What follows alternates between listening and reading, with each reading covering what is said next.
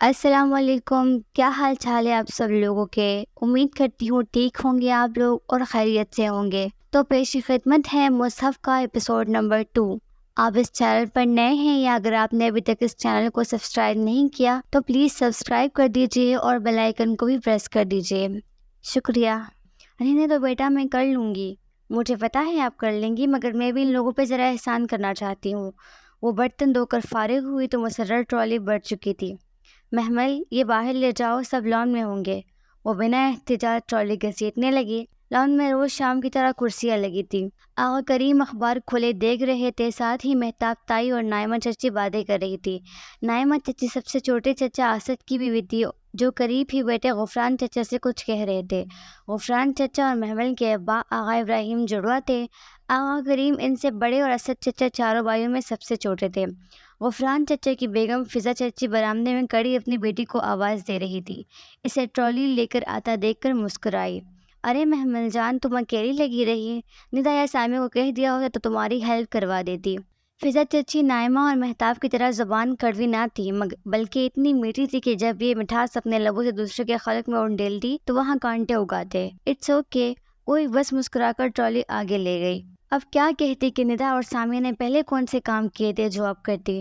اگر وہ انہیں بلاتی تو فوراً چلی آتی، ایک دو چیزیں پکڑاتی، چولہا چلاتی، باتیں بگاڑتی اور پھر آہستہ سے کھسک جاتی۔ اس کے بعد لان میں فضا چچی سب کو ایک ایک کر کے چیز، یہ چکی میری سامیہ نے بنائی ہے اور یہ میری ندا کے ہاتھ میں تو بہت ذائقہ ہے، کہہ کر پیش کرتی۔ اس سے مہتاب تائی ان کی تعریف تو نہ کرتی، مگر مسرت اور محمل کو کاہلی کے وہ تانے ملتے کہ اس سارے قضیے سے بچنے کو محمل نے کبھی ان دونوں کو بلانے کی غلطی نہ کی تھی۔ مگر فضا چچی کی یہ میٹھی زبان ہی تھی کہ نہ وہ ان کو کبھی پلٹ کر جواب دے سکی، نہ ہی کچھ جتا سکی تھی، وہ موقع ہی نہ دیتی تھی۔ لاؤ جلدی کرو، دونوں ماں بیٹی لگتی ہے، پھر بھی گھنٹہ لگ جاتا ہے۔ تائی آپ کوئی ملازمہ کیوں نہیں رکھ لیتی؟ کم از کم آپ کو ہم ماں بیٹے پہ تو چلانا نہیں پڑے گا۔ وہ تیزی سے کہہ کر ٹرالی وہی چھوڑ کر پیچھے چلی گئی۔ سب باتیں چھوڑ کر ادھر ادھر دیکھنے لگے۔ احسان کرنے کا زمانہ ہی نہیں رہا۔ تائی نے ٹرالی اپنی طرف کھینچی۔ آغا کریم نگاہیں چرا کر پھر سے اخبار میں گم ہو گئے۔ وہ واپس کچن کی طرف آئی تو فواد تیزی سے سیڑھیاں پھلانگتا نیچے آ رہا تھا۔ چائے لگ گئی؟ آخری سیڑھی اترتے مصروف سے انداز میں کہتے وہ کلائی پر گڑی باندھ رہا تھا۔ سنیکس لے گئی ہوں، چائے لے آتی ہوں۔ وہ زیادہ غور سے سنے بغیر باہر نکل گیا۔ محمل نے رک کر لمحہ بھر کوئے سے جاتے دیکھا۔ وہ مہتاب تائی کا بڑا بیٹا تھا، حنان اور رسیم اس کے بعد تھے، اور سدرا اور مہرین سب سے چھوٹی تھی۔ فواد آغا جان کے آفس جاتا تھا، اونچا لمبا خوش شکل تو تھا ہی، مگر ڈریسنگ اور دولت کی چمک دمک سے مزید پرکشش اور ہینڈسم لگتا تھا۔ خاندان کا سب سے پاپولر لڑکا، جس پہ ہر لڑکے کا دل اور لڑکی کی ماں کی نظر تھی۔ ندا اور سامیہ ہوں یا نائمہ کی مغرور نخریلی آرزو، سب فواد کے آگے پیچھے پھرتی۔ رضیہ پھپھو کو تو اپنی اکلوتی فائق کے لیے کبھی فواد کو ڈنر پہ بلا رہی ہے تو کبھی فائقہ انڈوں کا حلوہ بنا کر اس کے لیے لا رہی ہے۔ فواد میٹھا شوق سے کھاتا تھا، سو یہ لڑکیاں ماؤں کے بناؤ کو اپنا کہہ کر بہت شوق سے پیش کرتی تھی، مگر وہ بھی صدا کا بے نیاز تھا۔ اپنی اہمیت کا احساس تھا کہ بے نیازی اور اطراحٹ کم نہ ہوتی تھی، اور وہی تو تھا جس پہ مہتاب تائی گردن اونچی کر کے پھرتی تھی، ورنہ حنان تو بمشکل ایف اے کر کے دبئی ایسا گیا کہ پھر نہ تو کوئی خط پتر بھیجا اور نہ ہی پھوٹی کوڑی گھر بھیجی۔ تعلیمی ریکارڈ اس کا اتنا برا تھا کہ تائی کھڑکتی رہتی تھی، مگر یہ وسیم تھا جس نے تائی اور آغا جان کا ہر جگہ سر شرم سے جھکایا تھا۔ نالائق، نکما، ایف اے میں 2 بار فیل ہو کر پڑھائی چھوڑ کر آوارہ گردی میں مشغول، سگریٹ کا عادی، اور کہنے والا تو دبے لفظوں میں کہہ بھی دیتے تھے کہ وہ ان گلیوں کا بھی پرانا شناسہ ہے جہاں دن سوتے اور راتیں جاگتی ہے۔ وہ سر جھٹک کر کچن میں آئے تو مسرت جلدی کپڑے سے سلیب صاف کر رہی تھی۔ ان کی پیالی میں آدھا کپ چائے پڑی تھی، اس سے کچھ کہنا بیکار تھا، اس نے ٹرے اٹھا لی۔ لان میں فضا چچی کے ساتھ والی کرسی پہ فواد بیٹھا تھا اور وہ بہت مسکرا کر بہت توجہ سے کچھ بتا رہی تھی اور وہ لاپرواہی سے سن رہا تھا۔ یقیناً ندا یا سامیہ کی کوئی خوبیوں کا کوئی قصہ تھا۔ محمل اس کے کپ میں چائے انڈیل رہی تھی کہ وہ کہہ اٹھا، میرے کپ میں چینی مت ڈالنا۔ نہیں ڈالی، وہ پنجوں کے بل گاز پر بیٹھی سب کو چائے اٹھا کر دے رہی تھی۔ ارے بیٹا، چینی کیوں نہیں پی رہے؟ فضا چچی بہت زیادہ فکر مند ہوئی۔ یوں ہی کچھ ویٹ لوز کرنے کی کوشش کر رہا ہوں۔ اتنے اسمارٹ تو ہو، اور کیا لوز کرو گے؟ آرزو اسی پل سامنے والی کرسی پر آ بیٹھی تھی اور میری چائے میں آدھا چمچ چینی۔ محمل، وہ فواد کے سامنے ٹانگ پہ ٹانگ چڑھا کر بیٹھی تھی۔ چست تھا سفید ٹراؤزر اور اوپر قدرے کھلے گلے والے ریڈ شارٹ شرٹ، کندھوں تک اسٹیپ میں کٹے بال اور گندمی عام سا چہرہ جس کو بہت محنت سے اس نے قدرے پرکشش بنایا تھا، مگر پتلی کمان سی آئی بروز اس کو بہت شاطر دکھاتی تھی۔ وہ نائمہ چچی اور اسد چچا کی اکلوتی اور لاڈلی بیٹی تھی۔ فٹ تو رکھنا پڑتا ہے خود کو محمل، یہ کباب پکڑانا۔ فواد نے ہاتھ بڑھا کر کہا تو محمل نے فوراً کباب کی پلیٹ اٹھا کر دینی چاہی تو دیتے دیتے اس کی انگلیاں فواد کے ہاتھوں سے مس ہوئی۔ وہ چونکا تو گھبرا کر محمل نے پلیٹ جوڑ دی، اگر وہ گر جاتی، اگر وہ تام نہ لیتا۔ محمل نے فوراً ہاتھ کھینچ لیا۔ وہ پلیٹ پکڑے یک ٹک اسے دیکھ رہا تھا، چونک کر سب بھول کر جسے اسے پہلی دفعہ دیکھا ہو۔ بس لمحے بھر کا عمل تھا، اس نے رخ پھیر لیا تو وہ بھی دوسری طرف متوجہ ہو گیا۔ فضا چچی اور آرزو کسی اور طرف متوجہ تھی، کسی نے بھی وہ لمحہ محسوس نہ کیا تھا جو آ کر گزر بھی چکا تھا۔ اور فواد وہ وقفے سے اس پہ ایک نگاہ ڈالتا تھا جو پنجوں کے بل گاس پہ بیٹھی سب کو چائے سرو کر رہی تھی۔ ذرا سر چکاتی تو پوری پونے ٹیل اور اونچی لگتی تھی، سر اٹھاتی تو پونے ساتھ ہی جھولتی، اور وہ کان سے سنہری آنکھیں، ان ساری لڑکیوں کے پاس اس جیسا کچھ بھی طرح تھا۔ وہ چائے کیسے افتادہ خاموشی سے اسے دیکھتا رہا۔ شام میں وہ کمرے میں بند پڑتی رہی، پھر مغرب ڈل گئی تو کچن میں آ گئے جہاں مسرت پھٹی سے کٹنگ بورڈ پہ پیاز ٹماٹر کاٹتی رات کے کھانے کی تیاری کر رہی تھی۔ کچن میں اور کوئی نہ تھا اور سارا پھیلاوا یقیناً انہیں کو سمیٹنا تھا۔ اماں، یہ تائی اماں یا چاچیوں میں سے کوئی کھانے کی ذمہ داری کیوں نہیں لیتا؟ ہمیشہ آپ ہی کیوں بناتی ہے؟ وہ یہ سب دیکھ کر ہول گئی تھی۔ تو ہمارا گھر ہے بیٹا، میں کروں گی تو کیا ہو جائے گا؟ آپ تکتی نہیں ہے ان کی خدمت کرتے کرتے؟ نہیں تھکن کیسی؟ وہ اب جھک کر چولہا چلا رہی تھی۔ اچھا بتائے کیا بنانا ہے، میں کچھ کرا دوں؟ بریانی تو بنانی ہی ہے، باقی مہتاب بھابھی سے پوچھتی ہوں۔ اور اسی پل مہتاب تائی نے کچن کے دروازے سے جھانکا۔ کھانا بنانا اب شروع کر بھی دو مسرت، روز دیر ہو جاتی ہے۔ مسرت چولہا جلا دے فوراً پلٹی۔ جی بھابھی بس شروع کر رہی ہوں، آپ بتائیں۔ بریانی کا وسیم بیٹا کہہ گیا تھا، ساتھ کیا بناؤں؟ وہ دوپٹے سے ہاتھ پہنچتی ان کے سامنے جا کر پوچھنے لگی۔ ساتھ مٹر قیمہ بنا دو، کباب بھی تل لینا اور دوپہر والا عربی گوشت بھی گرم کر لینا۔ آلو کا ایک سالن بھی بنا لو، سلاد رائتا بھی نہ بھولنا۔ جی اور میٹھے میں؟ دیکھ لو، وہ بے نیازی سے اور عقیدت سے گویا ہوئی۔ فٹنگ بنا لو یا ڈبل روٹی کی کھیر۔ وہ ایک اچٹتی نگاہ اس پہ ڈال کر پلٹ گئی۔ ایک ٹائم پہ دیگچے بھر بھر کے آپ تین چار ڈشز بناتی ہیں، مگر رات کے کھانے کے لیے کچھ بچتا ہی نہیں ہے۔ وہ کلستی بھی تھی اور حیران بھی ہوتی۔ تم خود ہی تو کہتی ہو کہ وہ ہمارا مال حرام طریقے سے کھاتے ہیں، پھر حرام میں کہاں برکت ہوتی ہے بیٹا؟ ان کے لہجے میں برسوں کی تکن تھی اور وہ پھر کٹنگ بورڈ پر جھک گئی۔ وہ بالکل چپ سی ہو گئی۔ واقعی کیوں یہاں دیگچے ایک کے وقت کے کھانے پر ختم ہو جاتے تھے؟ اس نے تو کبھی اس پہلو پہ سوچا ہی نہ تھا، اور اماں بھی ان کے ہر ظلم و زیادتی سے آگاہ تھی، پھر بھی وہ چپ چاپ سہے جاتی تھی۔ ہمارا مال، دل میں ایک کانٹا سا چبھا۔ 11 برس قبل ابا کی ڈیتھ سے پہلے یہ فیکٹری، یہ جائیدادیں، بینک بیلنس، یہ امپورٹ ایکسپورٹ کی پوری بزنس امپائر سب ابا کھاتا، اور یہ آغا کریم خان یہ راجہ بازار میں کپڑے کی ایک دکان چلاتے تھے۔ غفران چچا ایک معمولی سی کمپنی میں انجینئر بھرتی تھے، اور آرزو کے والد اسد چچا وہ تو وسیم کی طرح تھے، بے روزگار، نکمے، نکٹو اور نالائق۔ پھر کیسے ابا کے چہلم کے بعد وہ اپنے کرائے کے گھر خالی کر کے باری باری ادھر آم بس۔ یہ آغا ابراہیم کا گھر، آغا ہاؤس، 3 منزلہ عالیشان محل نما کوٹھی تھی۔ نچلی منزل پر آغا جان کی فیملی نے بسیرا جمایا، بالائی پہ فضا چچی نے، اور سب سے اوپری منزل پہ اسد چچا کی فیملی کا قبضہ تھا۔ وہ چند دن کے لیے آئے تھے، مگر وہ چند دن پھر کبھی ختم نہ ہوئے۔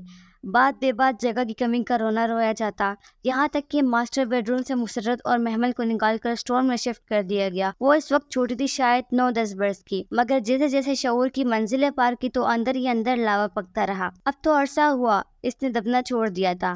گھر کے مردوں کے سامنے تو خیر وہ زبان بند ہی رہتی، مگر تائی چچیوں سے برابر کا مقابلہ کرتی، اور کزنس کو تو وہ کسی کھاتے میں نہ تھی۔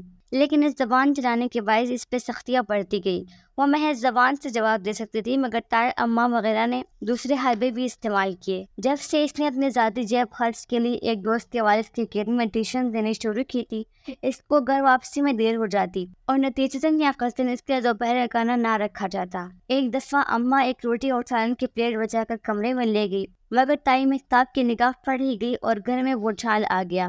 وہ باتیں سنائی مسرت کو، اور ایسے چوری کے الزامات و القابات سے نوازا کہ مسرت پھر کبھی اس کے لیے کچھ بچا کر کمرے میں نہ رکھ سکی۔ شاید تائی یہ سب اس لیے کرتی تھی کہ تاکہ وہ ٹیوشن چھوڑ دے، جو وہ 1500 روپیہ اس ٹیوشن سے ملتا ہے وہ اسے نہ ملا کرے، اور ٹیوشن کی اجازت بھی تو وہ کتنے منتوں سے ملی تھی۔ جب سب کے سامنے ہی اس نے پوچھ لیا تھا تو شروع میں تو سبھی اکڑ گئے، لیکن اس کا فکرہ کہ ٹھیک ہے آج رقم جولائی ہے، لائیے آغا جان میری پاکٹ منی نکالیے، مگر وہ اتنی ہو جتنی سدرا اور مہرین باجی کو ملتی ہے، کیونکہ اگر مجھے پاکٹ منی نہ ملی تو میں سدرا اور مہرین کے ہر اچھے اور مہنگے جوڑے کو آگ لگا دوں گی۔ اور وہ پہلی دفعہ اتنی جنونی ہو کر بولی تھی کہ مزید 10 منٹ کی بحث کے بعد اسے اجازت مل ہی گئی، اور ابھی جو اماں نے یاد دلایا کہ وہ لوگ ان کا مال کھاتے ہیں تو وہ سوچے بغیر نہ رہ سکے کہ کچھ ایسا ضروری ہے کہ آغا جان اس 20 سالہ لڑکی سے خائف ہے۔ اگر کبھی وہ اپنا حصہ مانگنے کڑی ہو جائے تو کیا ان کا کیس اتنا کمزور ہے کہ وہ عدالت کا فیصلہ اپنے حق میں نہ کرا سکیں گے اور انہیں ہر چیز محمل کے حوالے کرنی پڑے گی؟ اور کیا وہ 20 سالہ لڑکی اتنی باہمت ہے کہ وہ ان سب کو، ان شطرنج کے ان ماہر اور چال باز کھلاڑیوں کو اپنی انگلیوں پر نچا سکے؟ جواب ایک زوردار نہیں تھا، اور کبھی بھی وہ ان کے خلاف کھڑی نہیں ہو سکتی تھی، لیکن اگر کبھی ان کے ہاتھ ان کی کوئی کمزوری لگ جائے، کوئی دکھتی رگ جسے دبا کر وہ اپنے سارے خواب چلتا کر سکے تو کتنا مزہ آئے۔ مگر ایسی کیا دکھتی رگ ہو سکتی تھی ان کی؟ بات سنو، مہتاب تائی نے پھر سے کچن میں جھانکا تو وہ اپنے خیالات کی بہتی روح سے چونکی۔ فواد کہہ رہا ہے میٹنگ میں چاکلیٹ سوفلے ہونا چاہیے، یوں کرو ابھی ساتھ ساتھ شروع کر دو، اور ہاں کوئی کمی نہیں ہونی چاہیے۔ بہت عرصہ بعد میرے بیٹے نے کسی خاص میٹھے کی فرمائش کی ہے، بہت مان اور فخر اور تنبیہ بھرے انداز میں کہہ کر وہ پلٹ گئی، اور محمل کی ذہن کی بھٹکتی روح اسی ایک نقطے پر منجمد ہو گئی، میرا بیٹا میرا بیٹا۔ تو آغا جان اور مہتاب تائی کی کمزوری، دکھتی رگ اور طرف کا پتہ سب کچھ فواد ہی تھا، اور اگر جو یہ دکھتی رگ اس کی انگلی تلے آ جائے تو؟ محمل یہ آلو کاٹ دو، میرا خیال ہے آلو انڈے بھی بنا لیتے ہیں، سب شوق سے کھاتے ہیں۔ ہوں، وہ سوچ میں ان کے قریب آئی اور آلو چھیلنے لگی۔ مسرت نے بریانی کا مسالہ بنایا، قیمہ مٹر بھی پکنے کے قریب تھا۔ محمل نے شامی کباب تلے، پھر آلو انڈے کا سالن، سلاد، رائتا سب بنا چکے تو مسرت روٹی پکانے لگی۔ فواد کے لیے سوفلے بنا کر فریج میں رکھ دیا تھا نا؟ جی اماں، آپ فکر ہی نہ کریں، وہ مسکرا کر بولی۔ اسے شام لاؤنج میں فواد کو خود کو چھونک کر دیکھنا اور لمحے بھر کو مبہوت ہونا یاد آیا۔ جو غلطی خاندان کی ساری لڑکیاں کرتی تھی وہ محمل کو نہیں دہرانی تھی، اسے اپنی اہمیت نہیں گنوانی تھی، اس نے فیصلہ کر لیا تھا۔ ذرا دیر کو وہ ہاتھ روک کر مسرت سے نظر بچا کر باہر لاؤنج میں گئی، جہاں تمام لڑکیاں اس وقت بیٹھی ٹی وی دیکھ رہی تھی۔ آرزو اسی چست لباس میں ٹانگ پہ ٹانگ رکھے بیٹھی تھی۔ فواد کی بہنیں سدرا اور مہرین بھی قریب ہی تھی۔ سدرا 24 برس کی بہت عام سی شکل کی لڑکی تھی، اس کمی کو پورا کرنے کے لیے خوب سارا میک اپ اور جویلری گھر میں بھی زیب تن کیے رہتی، سیاہ بالوں پہ گولڈن اسٹرائکنگ بھی کروا رکھی تھی، پھر بھی زیادہ فرق نہ پڑا تھا۔ 23 سالہ مہرین کا البتہ قد چھوٹا تھا، کافی چھوٹا، اور بال بے حد گنگریالے۔ وہ سارا دن اپنے بال سیدھے کرنے یا قد لمبا کرنے کے ٹوٹکے آزماتی رہتی، نقش اس کے سدرا کی نسبت بہتر تھے۔ فضا چچی کی ندا اور سامیہ میں سب سے بڑی ندا تھی، اور سامیہ چھوٹی، مگر سامیہ اپنے بے حد لمبے قد کے باعث بڑی لگتی تھی۔ مہرین اسی باعث خارکا تھی، اور سامیہ بھی ماں کی طرح میٹھی میٹھی باتوں میں سارے دن مہرین کو مزید احساس دلاتی۔ ندا کی شکل ذرا اچھی تھی، سانولی رنگت پہ بڑی بڑی آنکھیں اسے قدرے ممتاز بناتی تھی، اور تبھی آرزو اس کو ناپسند کرتی تھی۔ شاید وہ جانتی تھی کہ فواد کے لیے اس کے مقابلے میں سامیہ کمزور، جبکہ ندا ایک مضبوط امیدوار ہے۔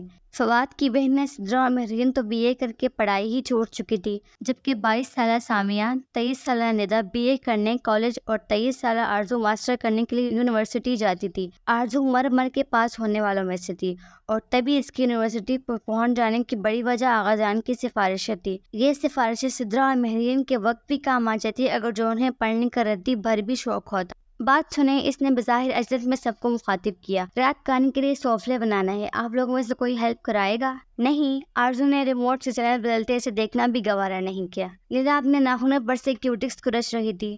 لمبی سی سامیہ فوراً فون کی طرف متوجہ ہو گئی۔ مہرین نے چہرے کے آگے رسالہ کر لیا، اور سدرا بہت انہماک سے اس وقت ٹی وی دیکھنے لگی۔ چلیے فائن، وہ واپس کچن میں آ گئی۔ محمل ہمیشہ کی طرح سب سے آخری کرسی پر موجود تھی، جو آغا جان کی سربراہی کرسی کی بالکل سیدھ میں تھی۔ مسرت ادھر ادھر چیزیں پکڑاتی پھر رہی تھی۔ میٹھا لے آؤ۔ کھانا ختم ہوا تو تائی مہتاب نے محمل کو اشارہ کر کے کہا۔ مسرت ابھی جھوٹے برتن اٹھا کر کچن کی طرف گئی تھی۔ میٹھا تو آج نہیں بنا، وہ بہت اطمینان سے بآواز بلند بولی تو سب چونک کر اسے دیکھنے لگی۔ مگر فواد نے الجھ کر ماں کو دیکھا۔ میں نے کہا تھا چاکلیٹ سوفلے بنانا ہے۔ جی مگر آپ کا چاکلیٹ سوفلے نہیں بنا۔ محمل، یہ کیا بدتمیزی ہے؟ تائی اماں نے گر کر کہا۔ بدتمیزی! فواد بھائی آپ ہی کھانے کی ڈشز گنے، بریانی، مٹر قیمہ، اروی گوشت، آلو کباب، سلاد، رائتہ، ذرا گن کر دیکھیے یہ سب اماں نے اکیلے بنایا ہے۔ میرے ایگزامز ہو رہے ہیں، میرے پاس وقت تھا ہی نہیں کہ بناتی، اور آپ کی ان بہنوں سے کہا تھا کہ فواد بھائی کے لیے سوفلے بنانا ہے، ہیلپ کرا دو، مگر سب نے انکار کر دیا۔ اب اتنا سب کرنا اور اوپر سے میٹھا بنانا ہمارے بس سے باہر ہے۔ سوری، میں کل بنا دوں گی، یا اگر میری ماں کی تکن سے بڑھ کر آپ کو اپنا ٹیسٹ عزیز ہے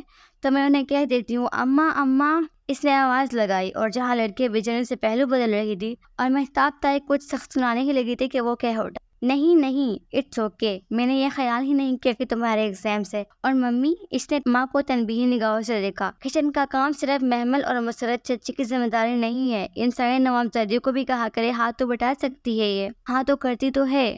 ہاں ٹھیک ہے، آج آنا نیپکن سے ہاتھ صاف کرتے بات ختم کرنا چاہیے۔ جوان بیٹا جو ان سے اونچا تھا، ان کی بات کے آگے انہیں اپنی بات کمزور لگ رہی تھی۔ مہتاب تائی پہلو بدل کر رہ گئی، نائمہ چچی زیر لب کچھ بڑبڑائی، اور تو اور فضا چچی بھی خاموش سی ہو گئی۔ لڑکی الگ شرمندہ، وہ اطمینان سے فواد کے اٹھنے سے قبل ہی اٹھ گئی تھی۔ مسرت کو برتن اٹھانے سے پہلے تو علم ہی نہیں ہو سکا کہ کیا ہوا ہے، اور جب ہوا تو معافی تلافی کرنے لگی۔ اندر آ کر محمل کو بھی ڈانٹا، مگر وہ پرواہ کیے بغیر کتابوں میں سر دیے بیٹھی رہی۔ فواد کے اٹھنے کے بعد یقیناً تائی اماں نے بہت سنائی تھی، مگر فواد کے الفاظ کا اثر زائل نہیں کر سکتی تھی۔ اس گھر میں ایک مضبوط حیثیت تھی، اور پہلی دفعہ کسی مضبوط حیثیت والے نے محمل اور مسرت کی طرفداری کی تھی۔ سو بہت سی خواتین رات کو کڑکتے ہوئے سوئی تھی۔